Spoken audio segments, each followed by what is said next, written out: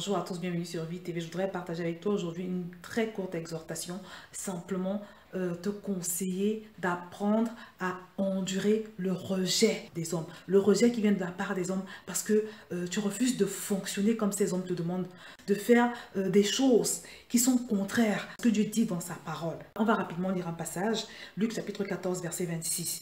Si quelqu'un vient à moi et s'il ne hait pas son père, sa mère, sa femme, ses enfants, ses frères et ses sœurs, et même sa propre vie, il ne peut être mon disciple. Dans ce passage, bien évidemment, Jésus ne nous demande pas de haïr les gens, parce que son deuxième plus grand commandement, c'est d'aimer son prochain comme soi-même. Mais c'est une façon de parler ici.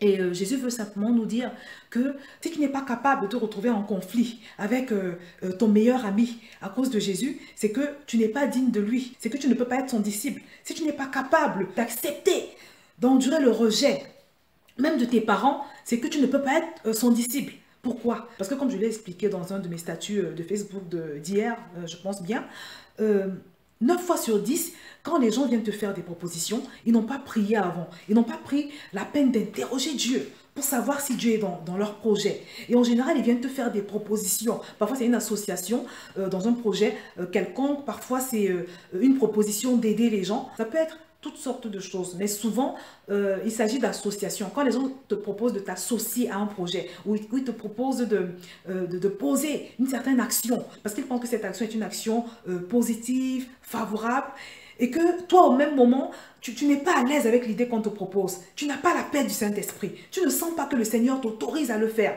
Mon frère, n'hésite pas, dis-leur que tu n'as pas la conviction de le faire, dis-leur que tu ne veux pas désobéir au Seigneur. Parce qu'il est ton Dieu. Vous savez, quand il s'agit d'obéir à Dieu, nous devons apprendre à ne pas négocier. Quand il s'agit d'éviter la compromission, nous devons apprendre à ne pas négocier. Le salut est personnel et individuel.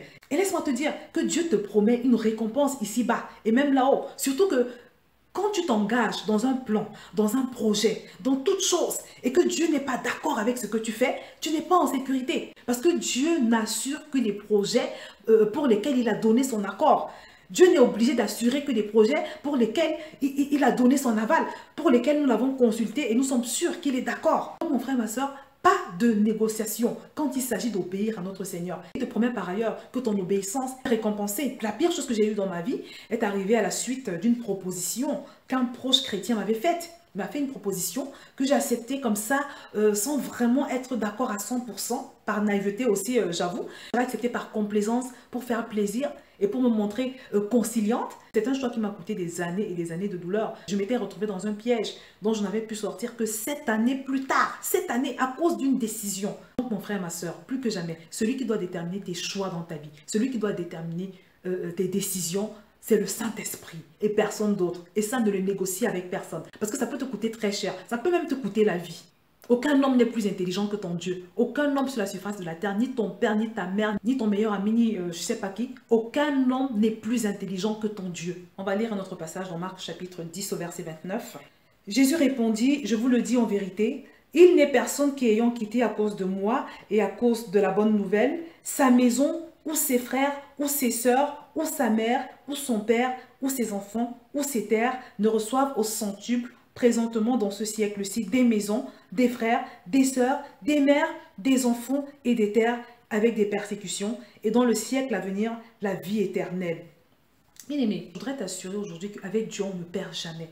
On ne perd jamais. Combien même ton intégrité te cause de rejet des autres, combien même les gens te mettent en marche, combien même les gens te mettent à l'écart, combien même on te considère comme quelqu'un de bizarre. Avec Dieu, on ne perd jamais parce qu'il est le Dieu de l'abondance, il est le Dieu pourvoyeur, il est le Dieu du remplacement. Peu importe ce que tu as l'impression de perdre aujourd'hui, peu importe la solitude dans laquelle tu te retrouves aujourd'hui, il te promet qu'il va te donner de nouveaux frères, de nouvelles sœurs, de nouvelles maisons. Si on t'a chassé d'une maison à cause de Jésus, si on t'a chassé d'une église à cause de ton intégrité, le Seigneur te dit qu'il va te donner d'autres frères, il va te donner une autre maison, il te promet de te donner une autre église. Il te promet de remplacer cette chose dans ta vie. Quand tu renonces à une chose par souci d'intégrité, mon frère, ma soeur, il ne s'agit pas d'une perte, mais d'un gain.